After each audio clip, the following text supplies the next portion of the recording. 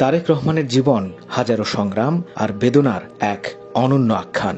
একদম ছোটবেলা থেকে শুরু করে এখনো পর্যন্ত তারেক রহমান জীবনে যত দুঃখ, কষ্ট আর প্রতিকূলতার মুখোমুখি হয়েছেন তার তুলনা খুব কমই রয়েছে বাংলাদেশের রাজনৈতিক ইতিহাসে। মাত্র 4 বছর বয়সে কারাগারে বন্দী হতে হয়েছিল তারেক রহমানকে। তার বাবা মেজর জিয়া দেশকে স্বাধীন করার জন্য চট্টগ্রাম থেকে শুরু করেছিলেন প্রতিরোধ আন্দোলন।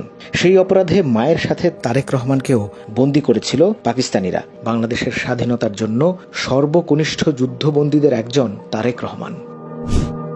বয়স 15 না হতেই বাবাকে হারান তিনি। রাষ্ট্রপতির ছেলে হয়েও তারেক রহমানের জীবন ছিল সাধারণ। জিয়া পরিবারের সাদামাটা জীবন যাপনের বিষয়টি ছিল ওপেন সিক্রেট। তারা কিভাবে বেড়ে উঠেছেন তা অনুধাবন করা যায় 1981 সালে বাবার মৃত্যুর পর দেয়া সাক্ষাৎকার থেকে। আমার এই শার্টটাই আব্বুর ছিল আগে, এটাই বানিয়ে দিয়েছে। তোমার মনে আছে কোকো এরকম কোন? আমার দুটো প্যান্ট ছোট করে বানিয়ে দিয়েছে। তোমার আব্বার প্যান্ট ছোট করে বানিয়ে দিয়েছে। তারেক রহমানের মতো দেশের খুব কম রাজনীতিবিদই এত শারীরিক ও মানসিক নির্যাতনের মধ্য দিয়ে গিয়েছেন। বাবাকে হারিয়ে এতিম হয়েছেন, ভাইকে হারিয়েছেন, মমতাময়ী অসুস্থ মাকে কারারুদ্ধ দেখার দুঃসহ যন্ত্রণায় কাটিয়েছেন বছরের পর বছর। আইনের জটিলতা থাকায় ছোট ভাই আরাফাত কোকোর মৃত্যুর পর তাকে দেখতে যেতে পারেননি তারেক রহমান। তারেক রহমানের বিরুদ্ধে অনেক কথাই বলা হয়, কিন্তু কখনোই তার জীবনের এই দিকগুলো তুলে ধরা হয় না। সারা জীবন স্রোতের বিপরীতে সাঁতার কেটেছেন তিনি। নাটকীয় সব ঘটনায় তার জীবন পূর্ণ, যেখানে ত্যাগ আর বঞ্চনাই বেশি। 1/11-এর পর যে পরিমাণ অত্যাচার পোহাতে হয়েছে তারেক রহমানকে, তাতে তার জীবন নিয়েই শঙ্কায় পড়তে হয়। দীর্ঘদিন দেশের বাইরে চিকিৎসা করিয়ে তিনি এখন অনেকটাই সুস্থ।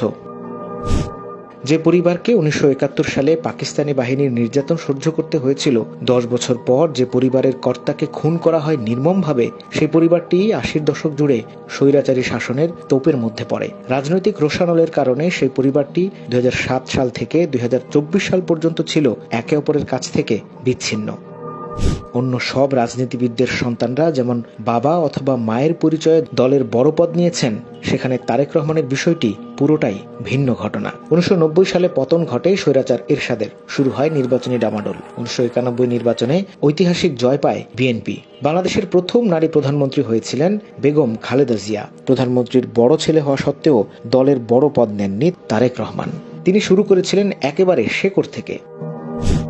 সেই সময় বিএনপির তৃণমূল কাঠামো নিয়ে চিন্তা ভাবনা শুরু করেন তিনি। দলের মধ্যে গণতন্ত্রের চর্চা বাড়াতে নিয়েছিলেন ভিন্ন এক উদ্যোগ।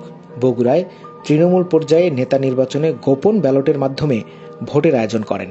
সেখানে সবার ভোট পেয়ে আনুষ্ঠানিকভাবে বিএনপির একজন সাধারণ সদস্য নির্বাচিত হন তারেক রহমান। বহু বছর ধরে বিএনপির বগুড়া ইউনিটের উন্নয়নে তৎপর ছিলেন তিনি।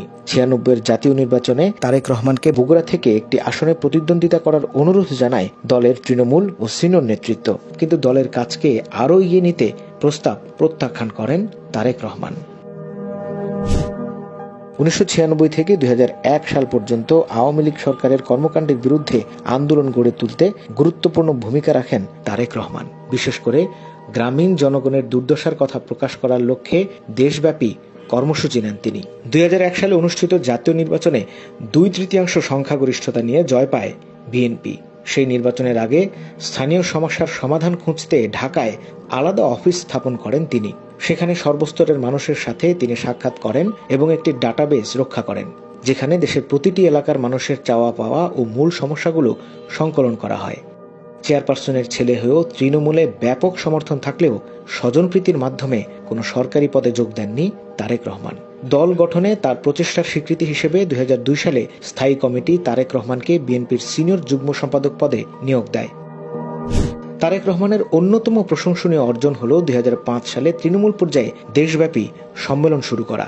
উপজেলা পর্যায়ে তিনি নাগরিকদের সঙ্গে কথোপকথন করেছেন, মতামত শুনেছেন, পরামর্শ নিয়েছেন, তাদের সঙ্গে নিজের পরিকল্পনা শেয়ার করেছেন, বিএনপির ভিশন প্রচার করেছেন।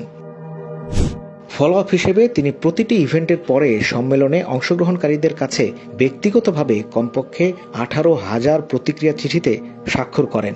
এই প্রতিক্রিয়া পত্রগুলোতে আঞ্চলিক সমস্যাগুলো কিভাবে মোকাবেলা করা যায় তা নিয়ে আলোচনা করা হয়েছিল। 2009 সালে বিএনপির কাউন্সিলে দলের সিনিয়র ভাইস চেয়ারম্যান নির্বাচিত হন তারেক রহমান। তিনি ধীরে ধীরে বিএনপির পুনর্গঠন শুরু করেন এবং দলের একটি শক্ত তৃণমূল নেটওয়ার্ক তৈরি করেন। তারেক রহমান এখন বিএনপির ভারপ্রাপ্ত চেয়ারপারসন। পার্টির অন্যতম প্রধান হিসেবে তিনি দলকে পুনরুজ্জীবিত করেছেন, তৃণমূলের ক্ষমতায়নের মাধ্যমে নিজের সক্ষমতার প্রমাণ দিয়েছেন। তারেক রহমান কতটা সফল তার প্রমাণ পাওয়া যায় 2022 সালে বিএনপির বিভাগীয় সমাবেশগুলোতে। প্রতিটি সমাবেশে অংশ নেয় লক্ষাধিক মানুষ। আমাদের লক্ষ্য, আমাদের উদ্দেশ্য মানুষের ভোটের অধিকার প্রতিষ্ঠা করা। Take back Bangladesh. 2024-এর জুলাই আগস্টে ছাত্র জনতার যে গণঅভ্যুত্থান হয়, সেখানে অংশ নেয় বিএনপির হাজার হাজার কর্মী। তারেক রহমানের নির্দেশে তারা ছাত্র জনতার কাঁধে কাঁধ মিলিয়ে অভ্যুত্থান সফল করে তোলে। আন্দোলনে শহীদ হন 400-রও বেশি বিএনপি কর্মী। অভ্যুত্থান পরবর্তী সময়ে শত শত গুরুতর আহত ও নিহতদের পরিবারের পাশে দাঁড়ান তারেক রহমান। তিনি হয়ে ওঠেন ভরসার অন্যতম কেন্দ্রবিন্দু। এই মুহূর্তে বাংলাদেশের মানুষের সবচেয়ে বড় চাওয়া হচ্ছে জনগণের কাছে জবাবদিহিতা থাকবে এমন একটি সরকার প্রতিষ্ঠা করা। সাধারণ জনগণের ভোটের অধিকার প্রতিষ্ঠা ও গণতন্ত্র পুনরুদ্ধারের আন্দোলনে তারেক রহমানের অক্লান্ত পরিশ্রম কোটি মানুষকে অনুপ্রেরণা যোগায়। তাই গণতন্ত্রের পদযাত্রায় তারেক রহমানের এই অসামান্য অবদানকে অস্বীকার করার উপায় নেই।